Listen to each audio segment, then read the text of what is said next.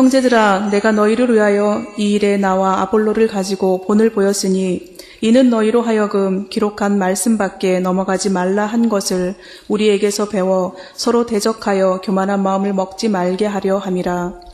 누가 너를 구별하였느뇨? 내게 있는 것 중에 받지 아니한 것이 무엇이뇨? 내가 받았은즉 어찌하여 받지 아니한 것 같이 자랑하느뇨? 너희가 이미 배부르며 이미 부요하며 우리 없이 왕노릇하였도다. 우리가 너희와 함께 왕노릇하기 위하여 참으로 너희의 왕노릇하기를 원하노라. 내가 생각건대 하나님이 사도인 우리를 죽이기로 작정한 자 같이 미말에 두셨음에 우리는 세계 곧 천사와 사람에게 구경거리가 되었노라. 우리는 그리스도의 연고로 미련하되 너희는 그리스도 안에서 지혜롭고 우리는 약하되 너희는 강하고 너희는 존귀하되 우리는 비천하여 바로 이 시간까지 우리가 줄이고 목마르며 헐벗고 메맞고 정처가 없고 또 수고하여 친히 손으로 일을 하며 후욕을 당한즉 축복하고 핍박을 당한즉 참고 비방을 당한즉 권면하니 우리가 지금까지 세상의 더러운 것과 만물의 찢기같이 되었도다. 아멘. 사도 바울은 자기에게도 사람에 대한 판단 혹은 자기 자신에 대한 판단이 있었습니다. 하지만 사도 바울은 그 판단을 절대화하지 않았습니다. 왜냐하면 인간의 모든 판단은 상대적인 것이기 때문입니다. 바울은 절대적인 판단, 최종적인 판단은 하나님께 맡겨드렸습니다. 왜냐하면 하나님의 판단만이 절대적임을 바울은 알고 있었기 때문입니다. 고린도 교회가 범했던 잘못 중에 하나가 바로 사람에 대한 자신들의 판단을 절대화했던 것이었습니다. 서로 자기 판단이 옳다고 단정하니까 분란이 일어날 수밖에 없었던 것이죠. 지난 시간에 살펴봤던 4장 1절에서 5절 단락까지의 1절 말씀이 이렇게 시작하지 않았습니까? 사람이 마땅히 우리를 그리스도의 일꾼으로 여길지어다. 그래서 지난 주일날 결론을 우리가 이렇게 내렸습니다. 우리가 하나님의 참된 일꾼이라는 증거가 어디에 있는가? 다른 사람보다 더 많이 일을 하고 더 많은 봉사를 행하는 것인가? 그게 아니라 우리가 참된 하나님의 일꾼이라는 것은 사람에 대한 마지막 판결을 유보하는 것이라고 했습니다. 그때만 우리는 사람에 대한 소망을 잃지 않을 수 있습니다. 내가 어떤 사람에 대해서 저 사람은 아니야 하고 내 판단을 절대적으로 단정하는 순간부터 우리는 그 사람과 관계를 끊어버리거든요. 그러나 나 같은 죄인도 하나님께서 살리신 것처럼 내가 보기에 저 사람이 미흡하고 부족한 것처럼 보여도 하나님께서 저 사람도 바로 세우실 것이다. 그 마지막 결정을 하나님께 맡길 때 우리는 사람에 대한 소망과 사랑이 메마르지 않을 수 있다고 했습니다. 6절 말씀이 이렇게 시작이 되고 있습니다. 형제들아, 내가 너희를 위하여. 사도 바울은 항상 자신을 위해서 사는 것이 아니라 자신과 관계 맺는 사람들을 위해서 생각하고 살았습니다. 오늘날 우리 그리스도인들에게 있어서 가장 큰 문제가 있다고 하면 자기밖에 모른다는 거예요. 나 이외에는 생각하지 않습니다. 그 나의 테두리에는 나의 식구, 내 사업, 내 인생, 내 계획, 그 이외에는 관심이 없는 것이죠. 이번 주일은 종교개혁주일이 됩니다. 1517년에 마틴 루터가 비텐베르크 성문에 캐톨릭이 잘못한 95개 조항을 토론할 목적으로 방을 붙인 기념일이 돼요. 종교개혁이 뭐겠어요? 누가 개혁의 대상이겠습니까? 나만 생각하면 개혁의 대상이에요. 종교개혁은 뭘로부터 시작하는가? 나를 떠나서 모두를 생각하는 것. 내가 아니라 남을 더 생각하는 것에서부터 개혁은 시작됩니다. 그것이 그리스도의 정신이기 때문입니다. 형제들아, 내가 너희를 위하여 이 일에, 헬라어 원문에는 이 일이라는 말이 제일 먼저 나와요. 이 일에 내가 너희를 위하여, 헬라말 순서는 그렇습니다. 이 일이라는 것은 무엇인가? 사람에 대한 인간의 판단을 절대화하지 않는 일, 그 말을 하는 거예요. 내가 너희를 위해서 바로 그 일에 나와 아볼로를 가지고 본을 보였으니, 내가 사람의 판단을 절대화하지 않는다는 그 본을 나와 아볼로의 관계로 너희들에게 이미 본을 보여줬다, 그 말이에요. 바울은 고린도 교회를 세웠던 사람이지 않습니까? 그리고 바울이 고린도 교회를 떠난 뒤에 아볼로가 가서 고린도 교회 사람들을 양육을 했어요. 그러니까 말하자면 아볼로는 바울의 후임자였습니다. 그런데 그때까지만 해도 서로들 무슨 교회를 위해서 의논한 것도 없고 서로 교류도 없단 말이죠. 그런데 나는 아볼로에 대해서 어떤 비판이나 판단도 하지 않는 것으로 본을 너희들한테 이미 보여줬다는 거예요. 여기에서 본을 보여줬다 하는 이 헬라말 그 본 뜻은 적용했다는 겁니다. 굉장히 의미심장한 말이죠. 바울 자기에게도 판단이 있었다는 겁니다. 예를 들어서 바울과 아볼로는 나이도 틀릴 것이고 성정도 틀리고 자라온 배경도 틀리고 학문의 지적 수준도 틀리고 모든 면에서 틀릴 것 아닙니까? 그러면 바울이 보기에 저런 것은 이렇게 했으면 더 좋겠다. 저런 건 왜 저렇게 할까? 아쉬운 면도 분명히 있었겠죠. 그러나 어떤 판단을 절대화하지 않는다는 그 진리를 바울과 아볼로 자기 관계에 적용시켰다는 것입니다. 내게도 말할 것이 있고 판단할 것이 있긴 있지만 한 번도 공개적으로 나는 밝힌 적이 없다는 거예요. 왜 그렇게 했는가? 이유가 나옵니다. 이는 너희로 하여금 기록한 말씀 밖에 넘어가지 말라 한 것을 우리에게 배워.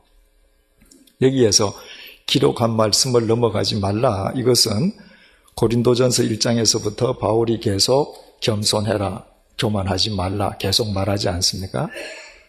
그 선을 넘어가지 않아야 된다는 것을 바로 내가 보이는 이 본, 내가 내 스스로에게 적용시킨 이것을 통해서 너희들이 배우기를 원하기 때문이라는 겁니다. 바울도 자기 살고 싶은 길이 있었습니다. 바울도 하고 싶은 일이 있었어요. 바울도 하고 싶은 말이 있었습니다. 그러나 오로지 진리를 자기에게 적용시킴으로 자기가 가고 싶은 길을 가는 것이 아니라 가야만 하는 길을 갖고 하고 싶은 말을 하는 것이 아니라 해야 하는 말만 했습니다. 이유는 자신과 만나는 사람들이 자신으로부터 본을 배우고 가르침을 받도록 하기 위해서. 여러분, 오늘도 여러분들 주위에 계신 분들이 여러분들로부터 무엇을 배웠을까요? 오늘도 그리스도인으로서 여러분들의 삶이 다른 사람들에게 여러분들이 말하지 않는 가운데에도 무엇을 가르쳐 줄 수 있었다고 생각하십니까? 만약 오늘 하루도 내가 살고 싶은 대로 살았다면, 내가 하고 싶은 말 다 했다면, 내가 그저 원하는 대로 행동했더라면 남에게 가르쳐 주는 것이 있다 할지라도 반면교사밖에 안 되죠. 그리스도인이 저렇게 살면 안 돼. 난 나중에 저 자리에 가면 저렇게 살지 말아야지.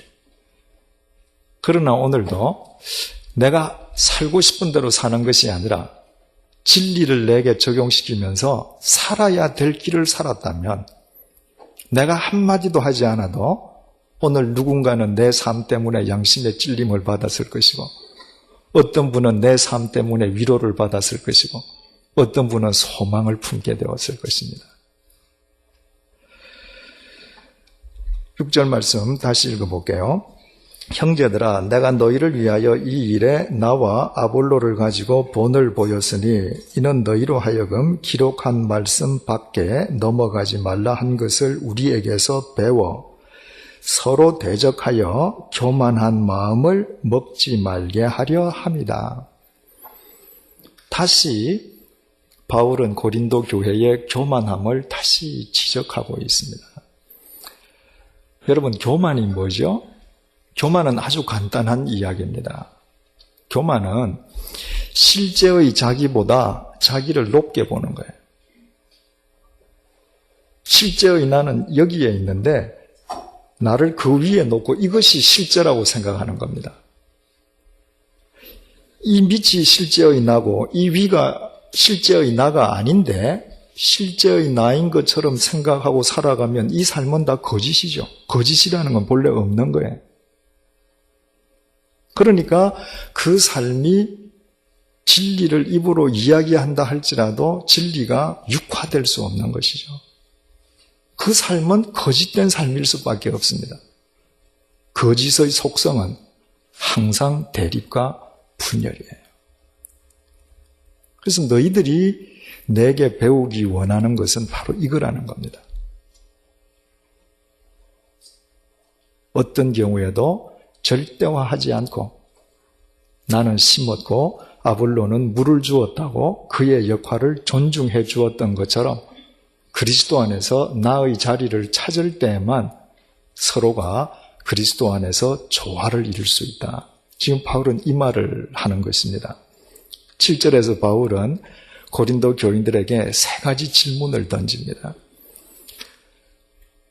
우리는 이 7절을 통해서 바울의 음성을 들을 수 있습니다. 정말 자신이 사랑하는 고린도 교인들한테 간곡하게 던지는 질문인데 우리는 그 바울의 음성을 이 시간 들을 수 있어야 되겠습니다. 왜냐하면 이 질문은 21세기 벽두를 사는 우리 자신에게 던지는 질문이기도 하거든요. 첫째 질문이 이렇습니다. 누가 너희를 구별하였느냐? 고린도 교인들아, 누가 너희를 거룩하다고, 거룩한 하나님의 자녀라고 구별해 주었느냐? 고린도 교인들의 도덕적인 삶으로 말미암음입니까? 그렇지 않죠. 그들이 윤리적이었기 때문입니까? 그렇지 않습니다. 내가 가게에 가서 똑같은 많은 제품들이 있는데 남들은 야 그거 뭐 색깔도 안 좋고 모양도 좋지 않아. 그렇더라도 나에게 제일 좋아서 내가 저걸 선택하는데 거기에는 이유가 없는 것입니다. 하나님께서 선택하신 데에는 이유가 없는 것입니다. 어떻게 나 같은 사람이 하나님의 거룩한 자녀로 구별될 수 있었겠는가?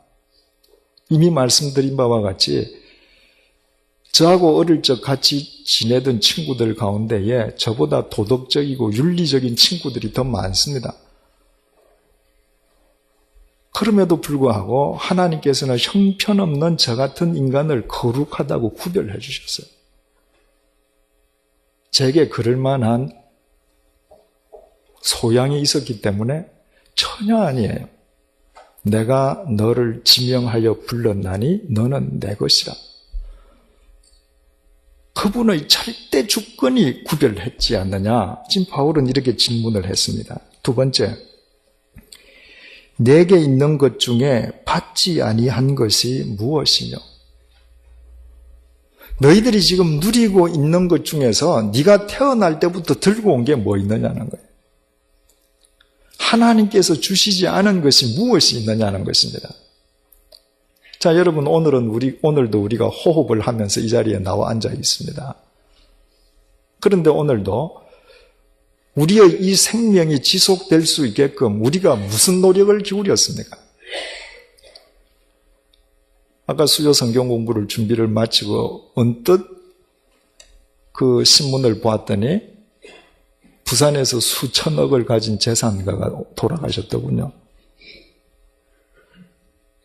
병원에서 약 한 번 써보지도 못하고 제대로 치료도 못 받고 재산은 수천억 원이 있는데 돌아가셨습니다.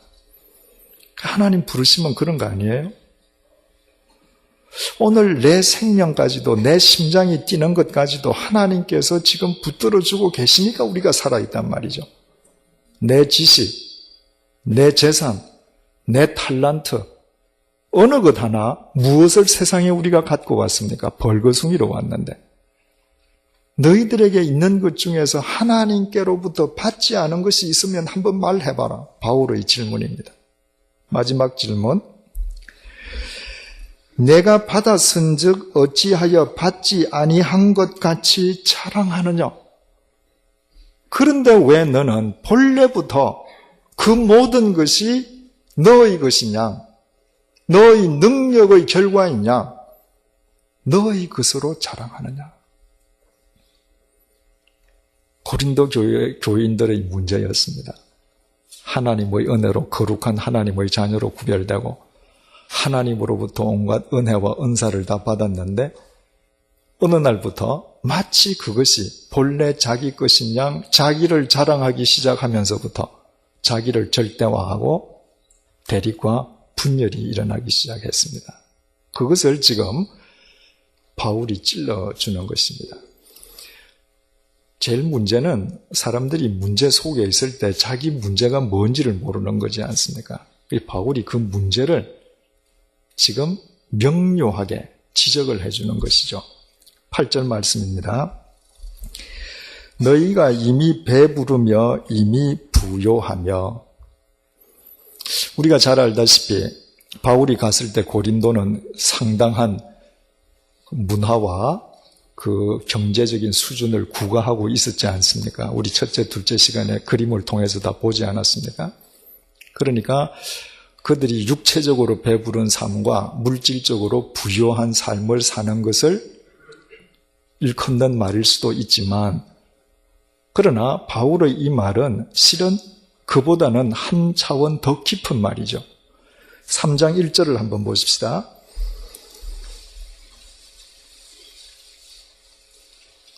형제들아, 내가 신령한 자들을 대함과 같이 너희에게 말할 수 없어서 육신에 속한 자 곧 그리스도 안에서 어린 아이들을 대함과 같이 하노라.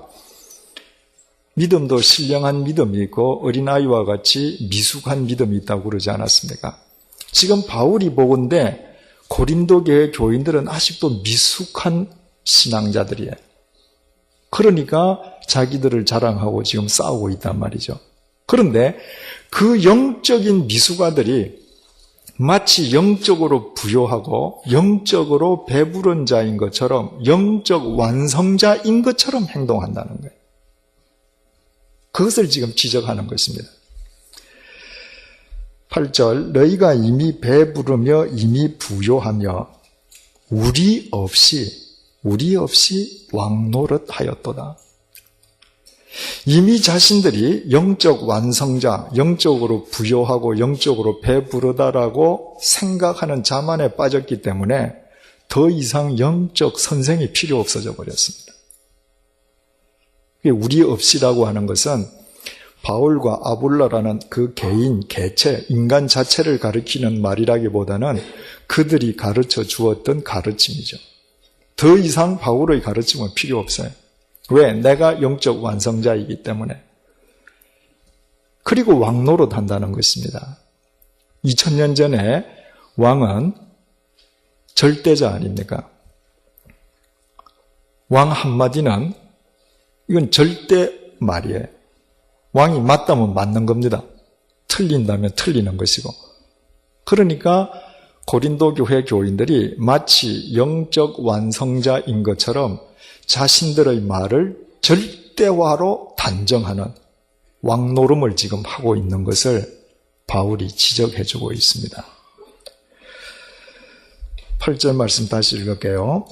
너희가 이미 배부르며 이미 부요하며 우리 없이 왕노릇하였도다. 우리가 너희와 함께 왕노릇하기 위하여 참으로 너희의 왕노릇하기를 원하노라. 고린도 교인들에게 지금 너희들이 영적 완성자인 것처럼 왕노릇하는 그것은 왕노릇이 아니라는 것입니다. 그래서 정말 너희들이 진리 안에서 왕노릇하는 사람들이 되어서 우리도 너희와 더불어 함께 왕노릇하기를 바란다. 바울의 진심이 지금 담긴 말입니다. 그렇다면 그 왕노릇이라는 게, 정말 참된 왕노릇이라는 게 무엇을 의미하는지 바울은 자기 삶을 예로 들어서 지금 설명하고 있습니다. 9절 보십시다. 내가 생각컨대 연필 있으면 공표해 두시면 좋겠습니다. 그리스도인들은 생각하는 사람들이 되어야 합니다.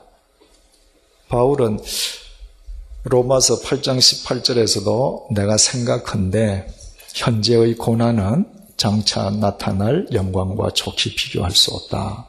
그 생각함으로 아는 것이거든요. 내 인생에 대해서, 내 자신에 대해서, 진리에 대해서, 이 시대에 대해서 내가 그리스도인으로서 살아가야 될 나의 책임과 의무와 역할에 대해서 하나님 말씀 앞에서 생각하는 것이 습관이 되어야 합니다. 여러분, 생각하면서 살지 않으면 사는 대로 생각하게 됩니다. 생각하면서 행동하지 않으면 행동하는 대로 생각하게 돼요.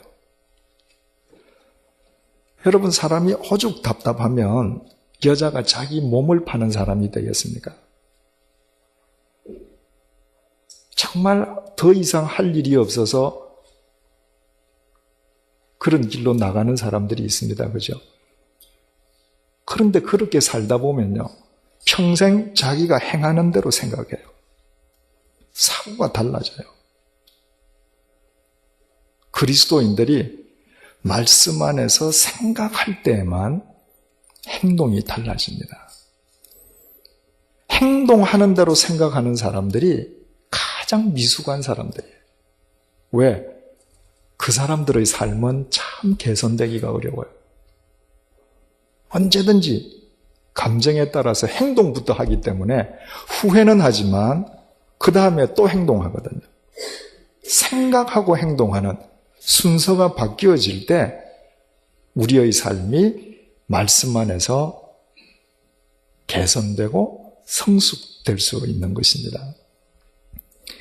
내가 생각컨대 하나님이 사도 공표를 한번 해보십시다. 사도인 우리를 공표, 죽이기로 작정한 자같이 미말 공표 두셨음에 우리는 세계 곧 천사와 사람에게 구경거리가 되었다. 구경거리 공표해 보십시다. 그리고 줄로 한번 연결을 해 보십시다. 자, 사도, 우리, 미말, 구경거리. 누가 그렇게 하셨다는 거예요? 하나님이. 우리가 사도로 살아가면 하나님께서 미말이 아니라 저 정상에 올려주시고 남으로부터 존귀함을 받는 자가 되게 해주셔야 될 것 같은데 하나님께서는 마치 죽이기로 작정하신 것처럼 우리를 미말, 가장 밑바닥에 처하게 하시고 그리고 사람들과 천사 앞에서 구경거리가 되게 했다는 것입니다. 여기 구경거리라고 하는 헬라 말은 데아트론, 극장이라는 말이에요. 이때 로마의 원형 극장 같은 거 다 있지 않습니까? 그죠? 로마 큰 도시는 다 있었지 않습니까? 그 극장에서 광대가 나간다. 혹은 맹수하고 사람하고 싸운다. 그때 사람들은 기뻐하고 깔깔거리지만 그 위에 서 있는 사람 입장을 한번 생각해 보십시오. 참 기가 막힌 거죠. 지금 우리가 그런 처지에 있다는 것입니다.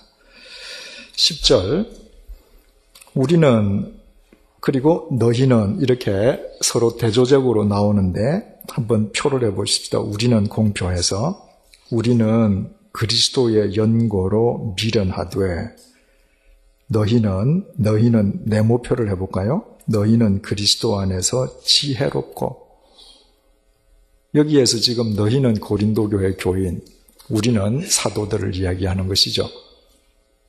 우리는 미련하다. 여기에서 미련하다라고 하는 것은 누구 관점에서 미련하다는 거예요? 헬라 사람들의 관점에서 미련하다는 거예요. 왜?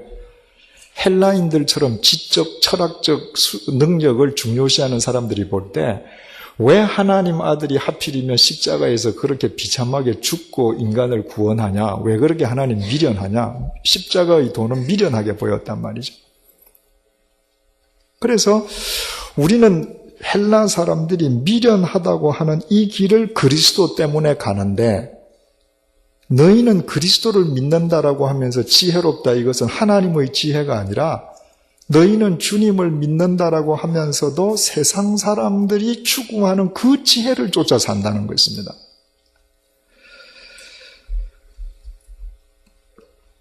10절 다시 읽습니다. 우리는 그리스도의 연고로 미련하되 너희는 그리스도 안에서 지혜롭고, 우리는 공표하시고요, 우리는 약하되 너희는 네모표 강하고. 우리는 약하다. 왜? 바울은 경험으로 알지 않습니까? 내가 가장 약할 때가 강함이다. 내가 나를 의지하는 만큼 하나님에 대한 신뢰가 열버져요. 그래서 나는 질그릇처럼 약하기 때문에 나를 의지하지 않으면 않을수록 하나님의 강함이 드러난다는 것을 바울은 알아요. 그래서 나는 그리스도 안에서 약한 사람이다. 그런데 너희는 강한 사람이다. 너희는 너희들이 지니고 있는 것으로 모든 것을 다 할 수 있다고 생각한다는 것입니다. 바꾸어 말하면 너희는 하나님의 강함을 필요로 하지 않는 사람이라는 것입니다. 10절 다시 보시겠습니다. 너희는 그리스도 안에서 지혜롭고 우리는 약하되 너희는 10절 우리는 그리스도의 연고로 미련하되 너희는 그리스도 안에서 지혜롭고 우리는 약하되 너희는 강하고 너희는 존귀하되 우리는 비천하여. 너희는 그리스도를 믿는다라고 하면서도 세상 사람들이 추구하는 그 존귀한 자리에 앉아 있다는 것입니다. 왜? 그리스도를 믿는다라고 하면서도 세상과 타협하면서 살아가니까. 우리는 그리스도를 믿기 때문에 비천하게 살아간다. 왜? 타협해서 안 될 건 절대로 타협 안 한다는 거예요. 그래서 너희의 삶과 우리의 삶이 이렇게 대비된다는 것을 보여주고 어느 정도로 비천한지를 다시 이렇게 설명합니다. 11절 바로 이 시간까지 우리가 줄이고 목마르며 헐벗고 매맞으며 정처가 없고. 자 보십시오. 먹을 것 못 먹고 마실 것 못 마시고 입을 것 못 입고 잘 데 없으면 그게 뭐예요? 거지입니다. 거기다가 몇 가지 맞아요. 그야말로 인간 미말에 처해 있습니다. 자 여러분, 웬만한 사람이라면 이런 지경에 처해 있을 경우에 어떻게 할까요? 자포자기 하겠죠. 절망스러워 하겠죠. 그죠? 그야말로 생각하면서 살아가는 것이 아니라 되는 대로 살아가고 사는 대로 생각하는 사람이 되겠죠. 그런데 바울의 말은 대반전을 이루고 있습니다. 12절 또 수고하여 친히 손으로 일을 하며. 여기에서 수고한다는 것은 그야말로 문자 그대로 수고한다는 말도 되지만 헬라어 코피아오라고 하는 이 말은 하나님의 말씀을 가르치는 거, 교회를 목회하는 거, 그런 용어로 신약 성경에서 사용되고 있습니다. 그러니까 그렇게 먹을 것도 없고 입을 것도 없고 몇 가지 맞아가고 잠잘 때도 없음에도 불구하고 우리가 하나님의 말씀을 전하고 교회를 위해서 헌신하는 데는 수고를 다한다는 거예요. 그렇다면 내가 이렇게 수고하기 때문에 고린도 교회 교인들아, 너희들이 나 책임져. 이렇게 말할 수 있을 것 같은데 12절 또 수고하여 친히 손으로 일을 하며, 그 상황에서 말씀을 위해서 그렇게 수고하지만 자급자족한다는 거예요. 내가 일을 해서 먹고 살지 내가 말씀을 전한 그들에게 내 삶을 온전히 책임지우게 하지 않는다는 것입니다. 12절 말씀, 또 수고하여 친히 손으로 일을 하며 후욕을 당한 적 축복하고, 후욕, 나를 욕하는 자들을 내가 욕으로 되받아치는 것이 아니라 오히려 그들을 위해서 복을 빌어준다. 12절 제일 마지막에 핍박을 당한 적 참는다.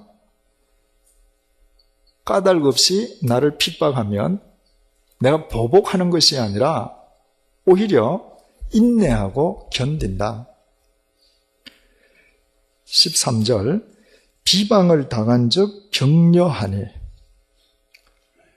나를 모함하고 비방하는 자들을 내가 격려한다. 파라칼레오, 권면한다, 격려한다는 말이에요. 오히려 나를 비방하는 자를 내가 좋은 말로 권면하고 그들이 바른 삶을 살도록 격려해준다. 그래서 13절 우리가 지금까지 세상의 더러운 것과 만물의 찢기같이 되었도다. 여기에서 세상의 더러운 것은 우리가 청소를 하고 나면 쓰레기 나오지 않습니까? 또 청소 걸레 빨고 나면 그 오물, 그 더러운 물 나오지 않습니까? 그러니까 쓰레기와 오물을 가리키는 단어입니다. 그 다음에 만물의 찢기 할 때 찢기는 옷이나 우리 몸에 낀 때 있죠. 그 때를 의미하는 거예요. 그래서 우리가 이 세상의 쓰레기나 때 같은 취급을 받는다. 누구로부터? 자칭 지혜롭다고 하는 헬라인의 관점에서 볼 때 우리는 그처럼 전혀 쓸모없는 인간인 것처럼 이 세상을 살아가고 있다. 여러분, 바울이 이 고백을 통해서 강조하고자 하는 바가 도대체 무엇이겠습니까? 그것을 알기 위해서는 먼저 바울이 이런 삶을 왜 살았느냐를 알아야 될 필요가 있죠. 왜 바울이 핍박받고 후욕을 당하고 그리고 온갖 고난을 다 당하면서도 그 길을 피하지 않았습니까? 바울이 무능해서? 아니에요. 바울이 남이 욕을 하지만 축복해주고 핍박하지만 내가 참고 나를 비방하는 자를 격려한 것은 그가 선택한 인생이었습니다. 왜 바울이 그 인생을 선택했죠? 내가 그 길을 걸어갈 때 진리의 왕이시요 생명의 왕이시요 만왕의 왕께서 나를 통해서 역사하신다는 사실을 그는 깨달았기 때문입니다. 그렇다면 이 본문을 통해서 바울이 강조하고자 하는 바가 무엇인지 우리는 알게 됩니다. 고린도 교회 교인들아, 너희들은 지금 너희들이 지니고 있는 건 세상의 것으로 마치 너희들이 절대자인 것처럼 왕노릇하지만 그것은 참된 왕노릇이 아니라는 것입니다. 정말 왕노릇을 하는 자는 왕이 되려고 해서 왕이 되는 것이 아니라 만왕의 왕이 그를 통해서 역사하실 때 결과적으로 그 왕으로 인해서 왕노릇하게 된다는 것입니다. 자, 이제 우리 머릿속에 2000년 전에 고린도 교회 교인들의 모습과 바울의 모습을 한번 영상으로 그려보십시다. 고린도 교회 교인들이 있어요. 주일날 가서 엄숙하게 예배를 드립니다. 그때도 수요 성경 공부가 있었는지 모르겠습니다. 멋지게 예배 드리고 교회 문 밖에 나가서는 헬라 사람들하고 똑같이 살아요. 그들에게 아무런 가치관의 변화가 없습니다. 세상 사람들이 살아가는 욕망의 삶 그대로 살아가요. 세상의 부귀영화 자체가 삶의 목적이 돼 있어요. 그리고 자기 주머니에 있는 거, 자기 머릿속에 들어있는 거, 자기 집 창고에 있는 것으로 마치 왕이 된 것처럼 살아가고 있어요. 자, 그 모습을 그려봤습니다. 또 한 사람은 사도 바울이에요. 헬라 사람들에 비하면 형편없이 못 입었고 몰골도 초췌합니다. 그들은 비방하면 격려해주고 후욕을 당하면 축복을 해줘요. 그리고 오직 만왕의 왕이요 진리와 생명의 왕이신 예수 그리스도를 모시고 그분들의 통로만 되어서 살아갑니다. 누가 진짜 왕 노릇한 거예요? 누가 왕 노릇했습니까? 사도 바울이죠. 그 증거가 어디 있습니까? 2000년이 지난 오늘 우리는 그가 남긴 글을 통해서 주님을 만나고 있습니다. 이 고린도서에 기록이 되어 있는 고린도 교회 교인들이 누구였는지 우리는 한 사람도 모릅니다. 알 필요도 없어요. 그들은 정말 왕 노릇한 사람들이 아니었기 때문입니다. 그렇다면 한마디로 결론적으로 이야기해서 우리가 이 땅에서 살아있는 동안에 정말 진리의 왕 노릇, 생명의 왕 노릇, 만왕의 왕이신 예수 그리스도의 통로로 살아가기 위해서는 철저하게 이 세상에 대한 집착에서 벗어나지 않으면 안 된다는 겁니다. 우리는 수도원에서 살지 않습니다. 산속에서 사는 것도 아니죠. 세상 한가운데에서 사는 사람들이에요. 세상에 대한 집착에서 벗어나라는 것은 세상을 떠나라는 말이 아니라 이 세상에서 세상의 것을 가지고 세상의 것을 누리고 살되 그 자체를 목적으로 삼으면 안 된다는 것입니다. 여기에 있는 이 유한한 것은 다 우리의 삶의 도구일 뿐 이것은 목적일 수가 없어요. 여러분, 우리 그 유명한 그리스의 디오게네스라는 철학자를 알지 않습니까? 그 사람을 가리켜서 통 속의 철인이라 그러죠. 집도 없이 나무 통 속에서 살았습니다. 견유학파라고도 그럽니다. 사람들이 그 사람이 사는 모습을 보고 아 저거 개처럼 산다. 그래서 개 같은 철학자라고 견유 철학자 이렇게도 불러요.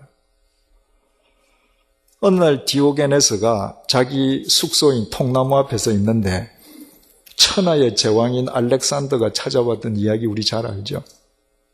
알렉산더가 그를 찾아가서 여보게 철학자, 내가 천하의 알렉산더인데 자네 필요한 거 뭐든지 소원을 한번 얘기해봐라. 내가 다 줄게. 디오게네스가 뭐라고 대답했죠? 그 좀 비켜서 햇빛 가리지 마라고. 누가 천하를 가졌습니까? 알렉산더인가요? 그는 어리석은 사람입니다. 그는 천하를 소유하려 하다가 천하의 노예가 되어서 죽었습니다. 당시 그들의 그 좁은 눈으로 세계를 정복했다고 말하죠. 오늘 우리가 이 큰 지구를 펼쳐놓고 알렉산더가 정복했다는 거 보십시오. 가소롭죠. 디오게네스는 세상에 집착하지 않았습니다. 그래서 통 속에서 살았을 망정 사실 천하를 가슴에 품고 있었던 사람은 디오게네스예요. 여러분, 한 철학자가 자기 신념대로 살아도 천하를 얻습니다. 칼을 들고도 못 얻는 천하를 얻어요. 그런데 우리가 이 세상에 집착하지 않고 세상을 도구로 보면서 예수 그리스도를 목적으로 사는 것은 우리 개인적인 신념이 아닙니다. 그분이 우주 만물을 창조하신 창조주시고 그분이 세상보다 더 큰 분이시기 때문입니다. 내가 그분을 내 삶의 목적으로 삼고 내 인생의 주인으로 삼고 내가 그분을 모시고 다닐 때 왕이신 그분으로 인해서 내가 어떻게 진리와 생명의 왕노릇을 안 하겠습니까? 우리 각자의 삶의 처지는 다 틀리지 않습니까? 하나님께서는 어떤 사람에게는 물질을 더 많이 주셨어요. 어떤 사람에게는 지식을 더 많이 주셨고요. 어떤 사람에게는 건강을 주셨고 어떤 사람은 남이 흉내 낼 수 없는 탤런트를 주님께로부터 받았습니다.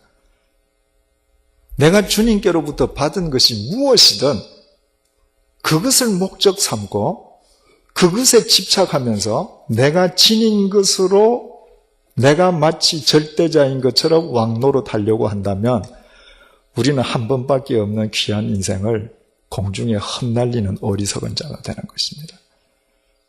그 모든 것을 청지기가 되어서 그 모든 것을 주님을 위한 도구로 삼고 주님을 중심으로 모시고 살아가므로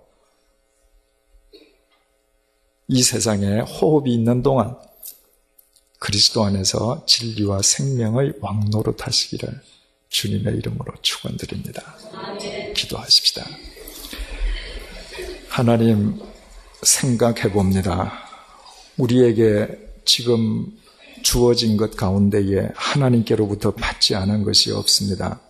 그런데 하나님, 마치 내가 세상에 태어날 때부터 그것을 내 손에 들고 온 것인 양, 그것이 본래부터 나의 것인 양 자랑하며 그것으로 인해서 나 자신을 절대자로 착각하고 왕노릇하는 어리석은 삶을 살았습니다. 그래서 우리가 하나님의 말씀을 입에 달고 다님에도 이 세상을 밝히는 진리의 빛이 되지 못했음을 깨우쳐 주셔서 정말 감사합니다. 하나님, 하나님께서 주신 것이 무엇이든 그것은 도구일 뿐임을 잊지 말게 도와주옵소서. 오직 길이요 진리요 생명이신 예수 그리스도만을 내 생의 목적으로 삼고 내 생의 주인으로 모시고 살아갈 수 있도록 도와주옵소서.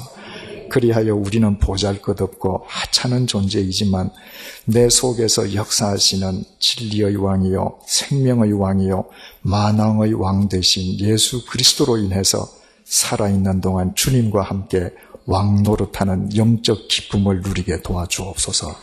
예수님의 이름으로 기도드립니다. 아멘.